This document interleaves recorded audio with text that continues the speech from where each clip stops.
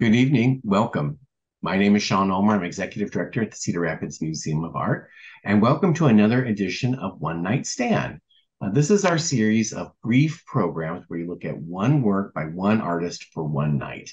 And tonight we're going to be looking at Adam Rake, who is the subject of a one-person exhibition on the second floor of the museum that just opened on September 9th. So it's a brand new exhibition for us, and for many of you joining us, you may not have had a chance to see the show. So we're talking a little bit about that as well as what Adam is up to. So I'm going to go ahead and share my screen. I've got a PowerPoint set up here. So, okay, there we go. It tells me you can see this, so I will believe it. All right. Okay, so it should be full screen here. So I won't be able to, as I do this presentation, I won't be able to see you. So if you have any questions, you can hold them for the end, or you can just speak right up, unmute yourself and speak right up. So tonight we're going to be looking at Adam Rake's World Line Still Life with Landscape after Abraham Van Beyeren. This is a painting that he created in 2021, and there she is in all of her glory. And you can see that this is a painting that Adam has done based on the work of another artist, based on the work of a 17th century Dutch still life painter, Abraham Van Beyeren, who is not a household name. But at the time, he was extremely well known for this type of work. He was a kind of a master Dutch still life painter, very popular, very high and very much in demand during that period. Just his name has not come down to us in the same way as other still life painters have come down to us, but really, really a masterful artist. But Adam is taking a new take on these, and as I said, it's a part of a new exhibition that we just opened of 20 works by Adam Rake. And I thought I would just take a moment and share some of those pieces, some of those other pieces in the exhibition. And this is one of those pieces. This is self-portrait. This is Adam Rake himself. This is a self-portrait. See here from 2015. It's in intaglio with mixed media. So it's an intaglio print, and he has a printmaking background. I'll talk about that in a moment. But then he has splattered this kind of very, very thin plaster across the surface. And as you can see, it's beginning to kind of degrade and fall off the surface. It's a pretty decently sized work at 46 by 33 inches and still in his own possession. It was part of a series of self-portraits he did, but this was unique in the way that he added that mixed media onto the surface. Adam was born in 1980. He is a mixed media artist whose works are largely derived from the techniques and aesthetics of printmaking. He's been exhibited in and more than 45 group and solo exhibitions across the United States and internationally. And he is in several public and private collections. He was born in Eastern Pennsylvania and grew up in Southern New Jersey along the Atlantic Ocean. He earned his Bachelor of Fine Arts degree in printmaking from the University of the Arts in Philadelphia in 2002. Then after that, he came to Iowa City to work at the Lazansky Gallery and Studio in Iowa City. That is the studio that is owned and operated by Tomas and Charlie Lazansky, a husband and wife artistic team who work sort of independently but in the same space in printmaking, painting, drawing, a wide number of media. And was working there for about 8 years. Before deciding to go ahead and get his Master's of Fine Arts degree in printmaking from Indiana University, which he obtained in 2015. And upon obtaining that degree, he came back to Iowa City to continue to work with Lazansky Gallery and Studio. Along the way, he has taught at Indiana University, and more locally, he's taught here at Kirkwood Community College. And he has his own studio in Iowa City, in addition to working at the Lazansky studio. This is one of the works that is in the current exhibition, which is called World Lines, which is a title of Adam's choosing. And here's another work, and this is one that is obviously influenced or inspired by Rembrandt's The Night Watch. And I've got here somewhere the measurements. So this is 48 by 51. So good sized work that you see here. And you can see running along the top, there's a whole series of heads and that kind of frieze along the top, one of which is a self-portrait of the artist as well. Or here, this is another self-portrait, but of Rembrandt. So this is called World Line, Self-Portrait after Rembrandt Van Rijn from 2023. It's also mixed media. And it is 53 by 41 inches framed. And again, you see this wonderful series of heads. But if you were able to see these works in person, you would see that all of these hand-drawn lines that he's done over and around the edges of this particular mixed media piece, there are portraits embedded within them. So while you certainly can see portraits along the base of this composition, they are tucked within this matrix back here. Here's another portrait. They pop out. It's much clearer, much easier to see in person than you can see in this reproduction. Or here, another work from 2023. This one is World Lines, the Pastoral Concert after Titian attributed to from 2023. This is 40 by 56 inches wide, and is a more recent work that he's created specifically for the exhibition. There are a couple of these that he's created that look like they are crumbling plaster.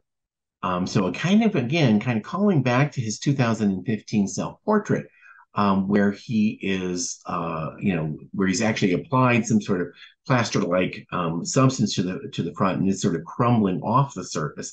This one, he's actually sort of built up this plaster layer, used this imagery, and then scraped it away, worked it away to look like a fresco that is in disrepair, or also sort of akin to if you've traveled, especially traveled abroad or traveled into big cities, you oftentimes see in around construction sites where they put up wooden barriers that oftentimes people will paste posters up, and then they'll paste posters on top of posters on top of posters, and eventually they would kind of begin to peel and flake off.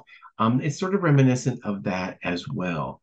And there are many other pieces in the exhibition, and at the very end of this presentation, I do have a video that Adam created of the installation to give you a better sense of what's in the show, if technology gods are smiling upon me. But in all of the pieces, Adam is very, very interested in time and in the passage of time. The self-portrait that I showed you at the beginning is actually called My Portrait in Time. And he is actually holding a watch to kind of underscore that. He's very interested in the way, especially these old master paintings, how meaning for these paintings have changed over time, and how our appreciation and enjoyment of these paintings have changed, where so many people in the world today are experiencing these artworks, these paintings of old masters through their phones, through their tablets, through their digital devices. They're not experiencing them in person. So automatically, there's now a mediator. There is the device that one uses to access these works. And that is already kind of a barrier. Plus the fact that using such a device changes the way you see it. Digital images are not the same as seeing the image in person. And so, as I say, showing you digital images of Adam's work. But I do encourage, if you're able to come down and see these works in person, because there's a wealth of detail both in Adam's works, and then if you ever have the ability, in the works of that he's drawing from, that really cannot be mediated by a digital device. It's really something that needs to be experienced in person. Plus, just things the pieces change, and our understanding and meaning of them changes over time as society changes. And that's really at the root of what Adam is after in his work. So again, I've taken you back to the still life with landscape by Abraham Van Beyeren, and it dates from around 1650s. It's in Vienna, the original, and this is Adam's version of it, but this is the original that Adam is drawing from. So you can see he's made a number of departures. It's similar in overall composition. The things are where the things are, basically. But the whole tonality, I'm going to go back here. The whole tonality has changed. There are additions he's made, there are subtractions he's made. There's this wonderful sort of running, wet, liquid quality as sort of things sort of are dripping and dissolving, and they're there and they're not there at the same time. I think he certainly has the technical ability to have created an absolute copy of Van Beyeren's work, but he chose to make very, very significant departures, and there are good reasons for that. But I wanted to show you here Abraham Van Beyeren's work. He was an artist who was born around 1620, 21. We don't have the precise date. Dies in 1690, so very much set in the heart of the 17th century. He was primarily a Dutch Baroque painter of still lifes. He was born in The Hague, the city of The Hague, but he lived in Leiden for a part of his career. But he does spend most of his career in the city of The Hague, where by 1640, he's the master of the local Guild of St. Luke. And the Guild of St. Luke was a guild that you would find in many Netherlandish towns, and the Guild of St. Luke was specifically the Guild of Painters, the Guild of Artists. So he was the head of that. His first wife dies. He's left to raise three daughters. He marries his second wife, Anna van den Queenborn, in 1647. His second wife was an artist as well. She was a painter, and she was the daughter of a painter, Crispin van den Queenborn. And so it's interesting that painting would run in families, which of course was very common in the Netherlands.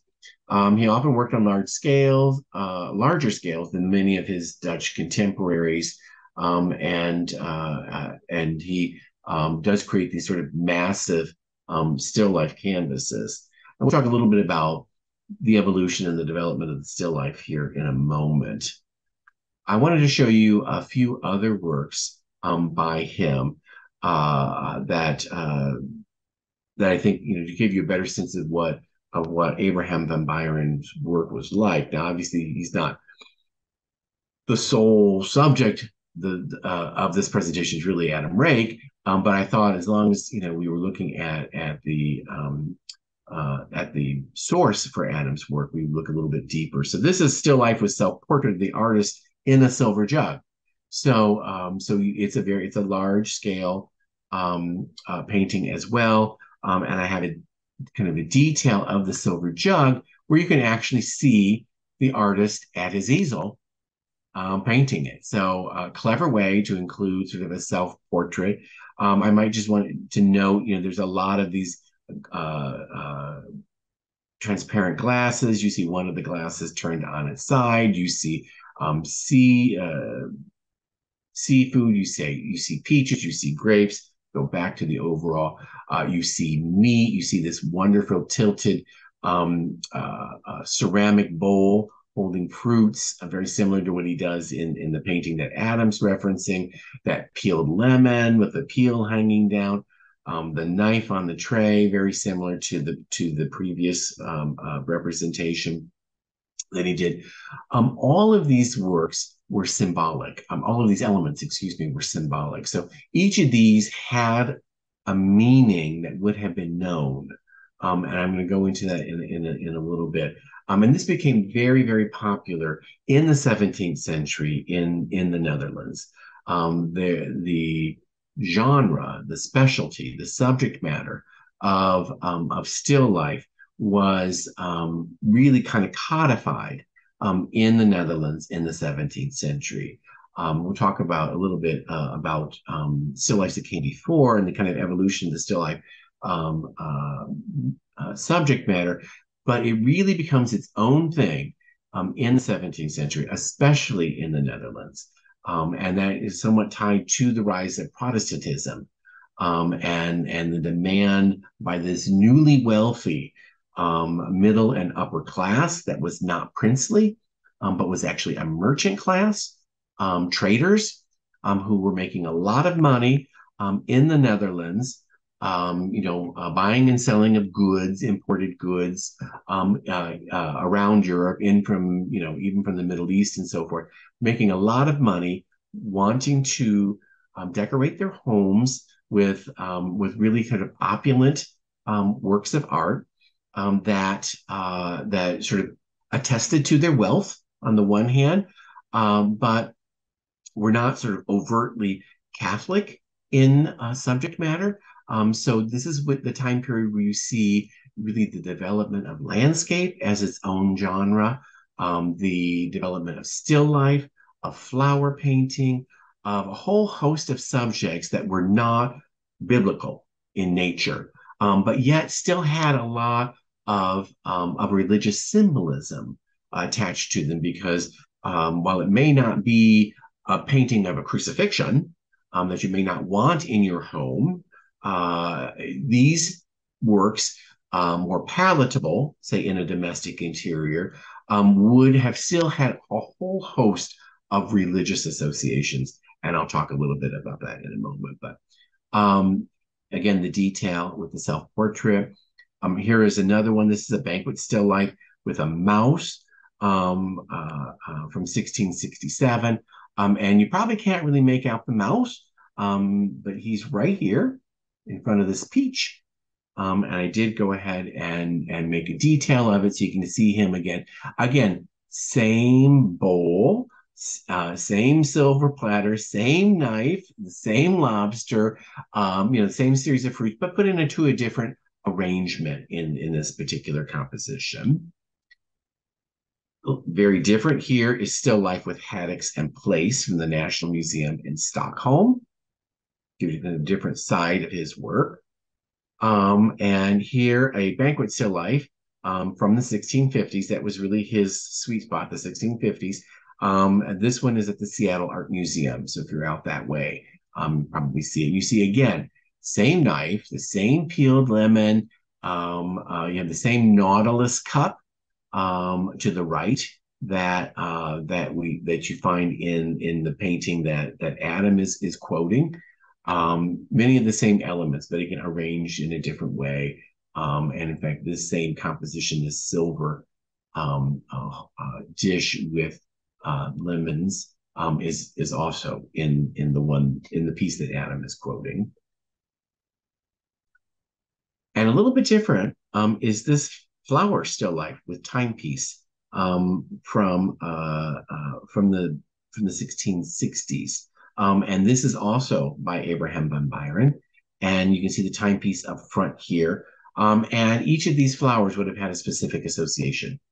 And typically, whatever flower was on the apex here is the one that was the most sort of important and the most meaningful in these sort of in these works that had all of these double meanings.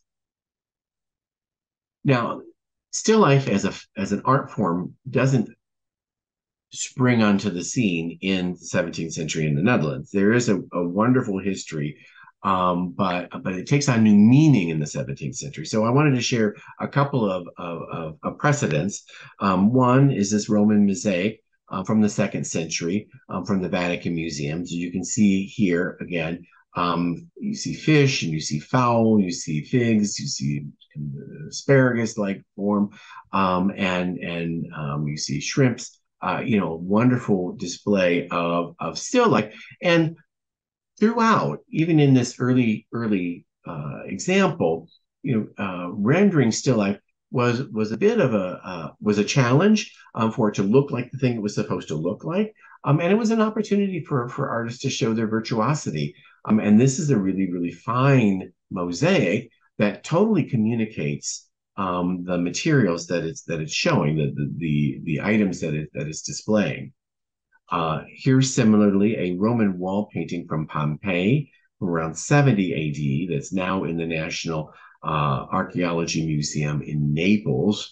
And again, it's just, here's a bowl of fruit sitting on a ledge, other things there. Again, this is a bit of a trompe l'oeil in a wall painting. It's something that's made to fool the eye, trompe l'oeil, fool the eye, make you feel like there is this ledge where a wall should be, and on that ledge sits these items. So it was a way of expanding the space, the interior space. Oftentimes, sometimes you'd have these still life elements. Sometimes you'd have kind of a fake window that would open up onto a beautiful landscape in these Roman wall paintings. So there was a way of expanding the somewhat limited space of small apartment structures, buildings that you would have in Rome, or in this case, Pompeii, in the Roman Empire. And yet here it also, I think, at the same time, really works as a really successful trompe l'oeil, successful fool the eye, because the artist, was able to convincingly create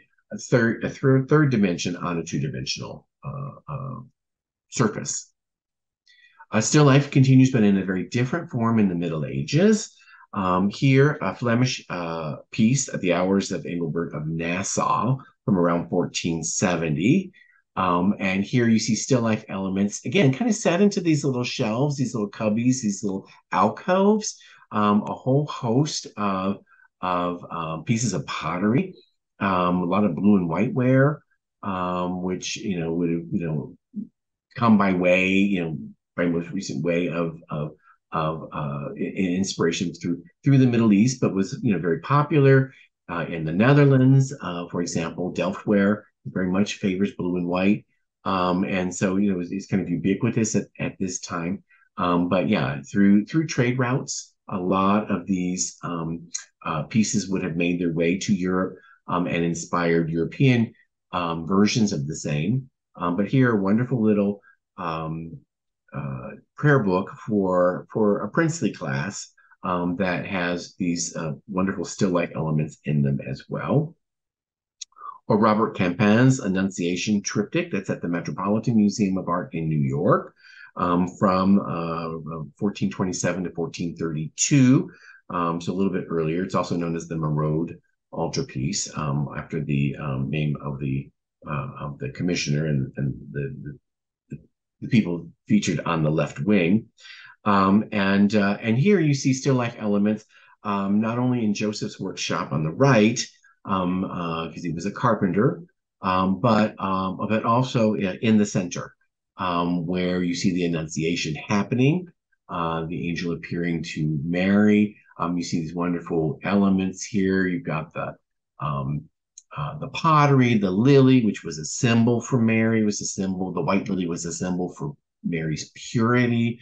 You see the candle that has just been extinguished and the wonderful smoke that goes up, the wonderful metal pot that's hanging in the alcove in the back. All these wonderful little still life elements to attest to the continued interest in representing still life elements, but in a way that was slightly different than what we see, what was to come later. Here, Petrus Christus, the goldsmith in a shop from 1449, also at the Metropolitan Museum of Art. You can see he is surrounded by trappings of his wear, but it was a wonderful opportunity for artists to show their abilities to, in this case, the wonderful ability to capture fabric, especially that wonderful brocaded fabric of the woman, the metalwork and glasswork, the transparency, the reflective quality off of them. And, in case you've got any questions, there's a wonderful mirror leaning up along the right-hand side there, which is reflecting out into the street. So reflecting a scene you can't see, but is happening at the same time. Again, a wonderful opportunity to really sort of show the virtuosity of the artist as well. And not very well known is this still life by Caravaggio, an Italian artist fruit basket from the 1590s. He's known for a much different kind of body of work. But again, this was something that many artists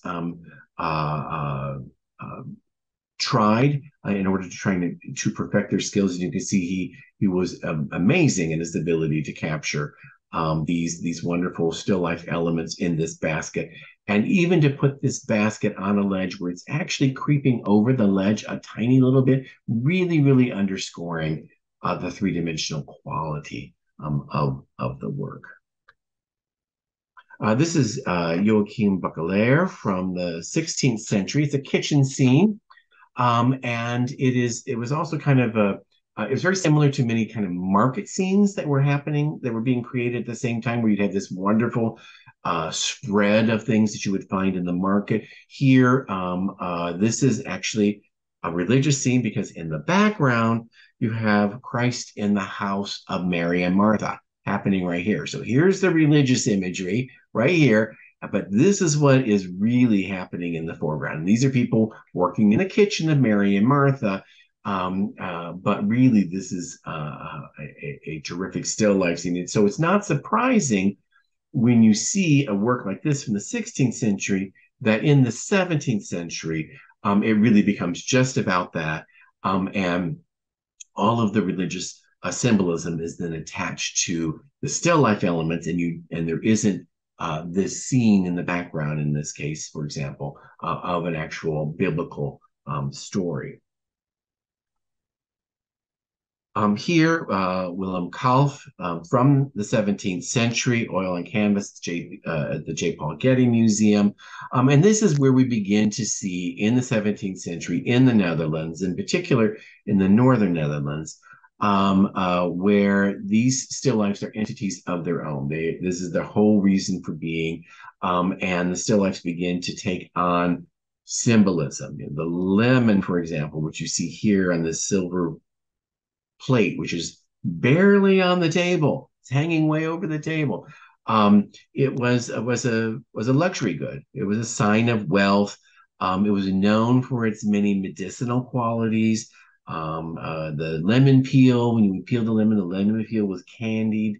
So it was a real sweet treat as well. And it, oftentimes would really speak to the artistic virtuosity, as would the reflection in the silver pitcher behind.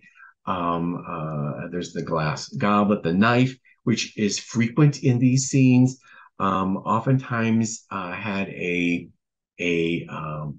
element of betrayal in it, associated with it, excuse me. And so many of these scenes were, like I said, steeped in symbolism, where every element meant something else. A lot of those associations have come down to us today, but most people looking at paintings today will not know those associations. And so that meaning has been lost to time. And that's kind of one of the things that Adam Rake is looking at, is that, at the time that these paintings were made, people knew what every element in these paintings meant. They had all had a separate association.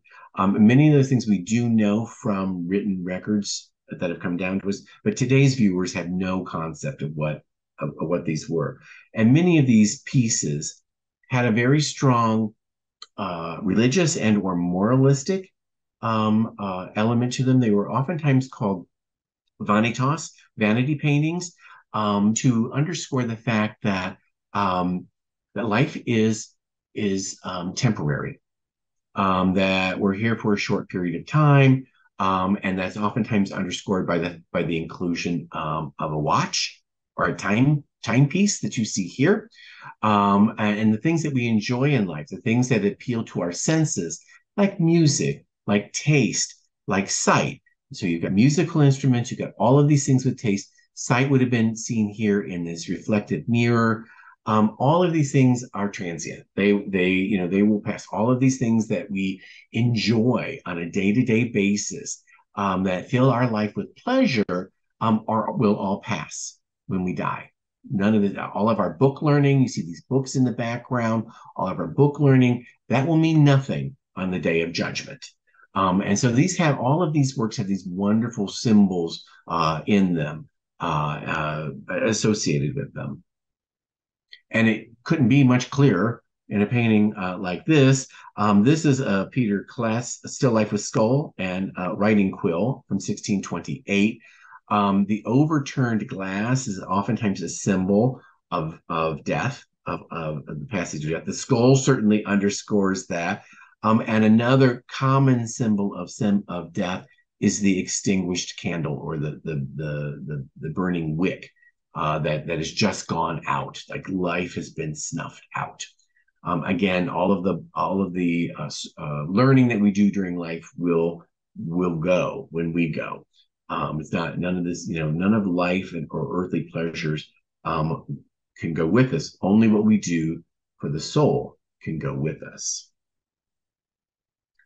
And here, Willem Hayda, Still Life with Pie, Silver Ewer, and Crab from 1658, a different artist. I'm just going to give you a sense that Abraham Van Beyeren is not the only artist who's creating. There's just a whole host of artists who are creating these works, but you see many of the same elements as you see in Van Beyeren's work. So you've got the tilted piece of pottery with fruit in it. You've got the knife. You've got the Nautilus cup, that peeled lemon. These were very, very common elements that you would find in a lot of these works that you find also in the work that Adam is quoting. And here, I just wanted to include this Jan Philip van Tielen, also from the 17th century, a vase of flowers, to show a different flower artist than the example I sent that I shared before. Flower painting was its own genre, but it too was steeped in symbolism. So every flower had a specific meaning, and those meanings were about how to live your life, or how transient life is, and how the things of life you cannot take with you. So back to Adam's work here, and you can see here several elements that he's quoting directly from Van Beyeren's source work. So a couple of things I was able to look up and find. So the lobster is a memento mori, a memento of death, of death. So it's about life and death. And the reason we know that is that lobsters are not red until after they have been cooked. So it's a dead lobster, and it becomes that brilliant crimson color after it has been boiled.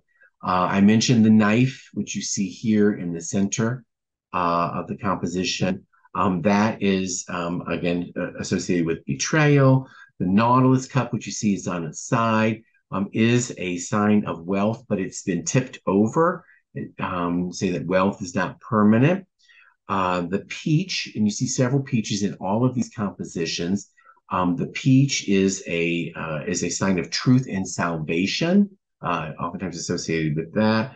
And grapes frequently appear in these compositions. Grapes become wine. Wine is a symbol for the blood of Christ, and thus salvation. So all of these elements have this symbolism.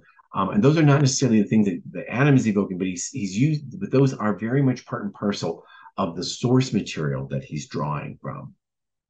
Now, across the top of Adam's composition is this interesting frieze of this walking man. And it's a little dark here, but I did try to take a picture of it in the gallery, and this is a little bit light, and there's reflection, so I apologize for that. But you see it a little bit better. And here he's actually quoting a different artist. He's actually quoting Edward Muybridge's work, who was a photographer who studied really the movement, and he produced a book called Animal Locomotion. And this is on the section of that deals with the movement of man. And you can see he really did these series of photographs that shows how a man's body moves, which was very, very instrumental, helpful to scientists, of course, but very, very helpful to artists. because this really kind of gave artists an idea of how the body moves, and so as they rendered the human figure in their works, they have a good sense of what of how a body actually does move. And he's quoting that in this particular composition across the top. Here's a detail of the knife that you see there, and you see there's a little bit of writing on there. I'm going to go in, zoom in. It's a little bit blurry, but you can see this is where he signed the composition, AR21. So that's Adam Rake, 2021. So this is his signature, and very cleverly put on the handle of the knife. And it also gives you a sense, even though it's a little bit blurry, of how he's handling the material. I have a couple of other details I shot of the work. So here's one of that peeled lemon. Remember that lemon was a luxury good, but also really prized for its medicinal qualities uh, and you can see here, and it's sort of virtuosity of being able to show that curving and curling lemon peel as it comes off of the fruit. Or here, a detail of the Nautilus cup on its side. You get the grapes in the background there. And you get the wonderful little prawns in the foreground. And here, that wonderful silver dish with a kind of a cut lemon and a whole lemon. He uses this exact same dish, this exact same composition or arrangement in other paintings as well. We've seen. So here again, you can get the whole composition, and we've been looking at different parts of it. And I really haven't spoken very much about the landscape that's on the left, which is much more prominent in the original than it is here. He's really kind of erased it a little bit here because it's much less sort of focused on that. He's really more interested in all of these still life elements. And so I'm going to play for you a video that Adam caught shortly after the show was installed. Hopefully it all works out. There's no sound to it.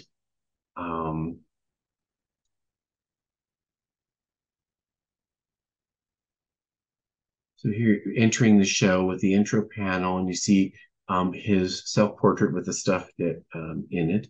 And here a closer view of the self-portrait after Rembrandt van Rijn. And the night watch is adjacent to it.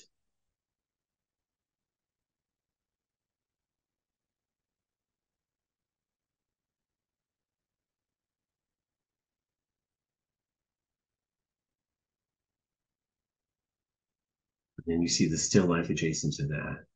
Really is a magnificent piece. All those little lines are hand-drawn graphite.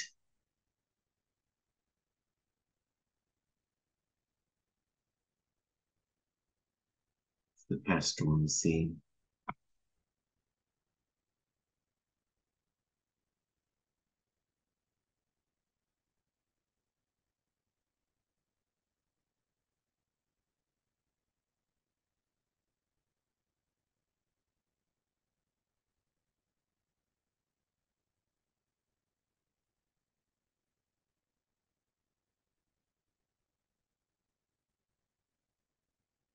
This is the Course of Empire. It's a combination of both Thomas Cole and Marcantonio Raimondi and Raphael.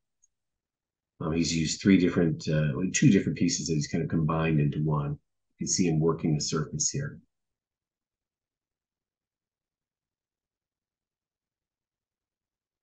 Both the Massacre of Innocence by Raphael and Raimondi and the Destruction, of course, of Empire Destruction after Thomas Cole. And this is the Shipwreck after Turner.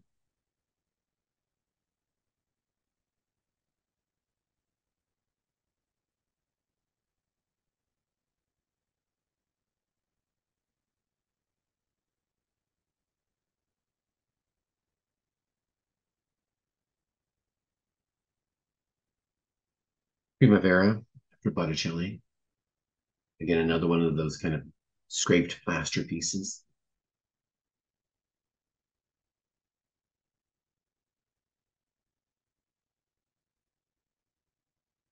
some infantas there on the little wing wall, and then a whole wall of Goyas.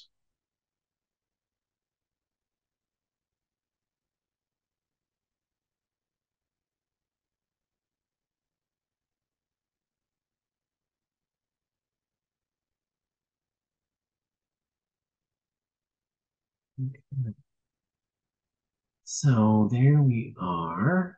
Here, maybe.